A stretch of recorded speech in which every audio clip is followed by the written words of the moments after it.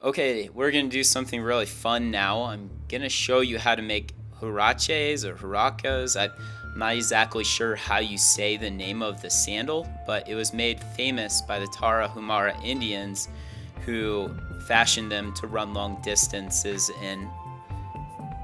So you'll need to gather a few materials to make your sandals.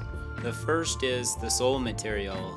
Many people use old tires, carpet squares, old rugs. For this demonstration, I actually bought retread material for boots. The second material you'll need is 5 32 inch polypropylene rope. You'll need anywhere from 12 to 6 feet of it, depending on which lace variety you'd like to use.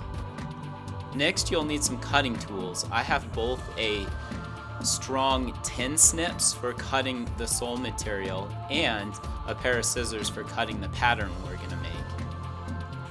This part is essential in making your sandals. That is a leather punch. You'll have to use a leather punch because it creates a nice even hole to thread your lace through. If you use a nail, a scissors, or anything like that, your sandals are gonna blow out. They'll tear through where you lace them.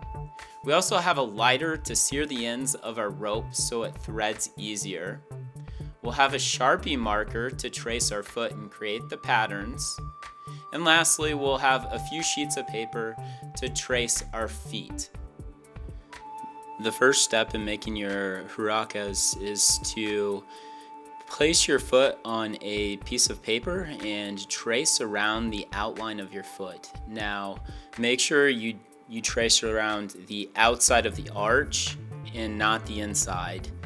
You'll place a mark diagonally from your big toe to your adjacent toe, and then just in front of your ankle bone, slightly inward towards your arch, and on the outside of your foot, just where it dives in a little bit underneath the foot. And this is where we will be placing the eyelet holes to lace our lacing through for the shoe. Next, we're going to mark on the pattern our thread holes. After we're done with that, we'll trace around and even out the outside of our foot on the pattern. We'll widen out the front a little bit and make it more smooth. Then we're going to cut the pattern out. And lastly, we'll flip the pattern upside down and see if it fits our other foot. If it does, great. If it doesn't, repeat this pattern process for your opposite foot. Next, we're going to take our sole material and we're going to trace the pattern we created for our foot. Poke holes where we have the lace eyelets placed on the pattern, and mark those as well on your sole material. Once you've traced the first foot, you're going to trace the second one. Then you're going to go ahead and cut those out with a pair of sharp scissors. Now we're going to punch our 3 holes using a leather punch that is set to a slightly smaller size than the thread we're going to use.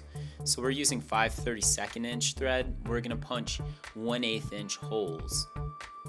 After that is complete, you'll take a 6 foot length of polypropylene rope, and you can either cut it in half for 3 feet per shoe or use the full 6 feet. I prefer to use the 3 feet. It's a little easier to manage and lace in my opinion, but there's infinite different opinions when it comes to lacing these. We're going to take and sear both ends of that polypropylene rope so that it holds together while we're threading it through the eyelet holes.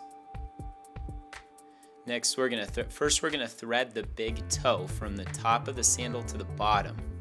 Once we've got it through, we'll tie a figure-8 knot and sear that again with the cigarette lighter. Then we'll go and thread the inside rear by your arch, and once we've threaded that, we'll loop it around to the back and come up to the outside rear and thread that as well. Okay, so really quick, I'm gonna lace this the lazy way. I slide my toe into the front of the sandal, and then I pull the heel portion up and snug up the lace. Next, I loop the extra free portion of the lace around the strap that goes to the toe.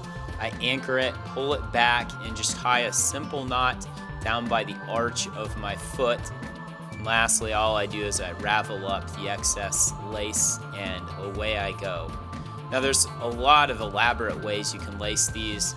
I just tie them up really quick and get them on. I don't have any problem. I've went running in them. I've done all kinds of things. But if you want to experiment around, it can be a lot of fun. You can check out YouTube. There's a ton of different ways to lace Tarahumara sandals. You'll need 3 materials for your rubber socks. The first is, of course, a pair of socks. The second thing you'll need is Plasti-Dip. You can pick this up at any hardware store. It's simply a flexible rubber coating that you typically coat wrenches with. The third thing you'll need are a few miscellaneous plastic utensils to spread out the rubber coating on the bottom of your socks. The rest of this really doesn't need too much explanation. You're just simply going to spoon out some of the rubber coating onto the bottom of the sock and spread it around from the heel to the end of the toes. If you want to, you can put on a couple coats after the first coat has dried. When it's done, you just simply put the socks on and you have a nice rubber coating that's a little more durable to run in than just a bare sock. One more really cool thing worth mentioning about this Plasti-Dip is it's excellent for extending the life of your barefoot shoes. Now I've had a lot of problems with my Baquilas from Vibram. The sole material tends to eat through really quickly. A way around that is to find the low spots in the sole material and just recoat them with Plasti-Dip. It helps extend the life of the shoe dramatically.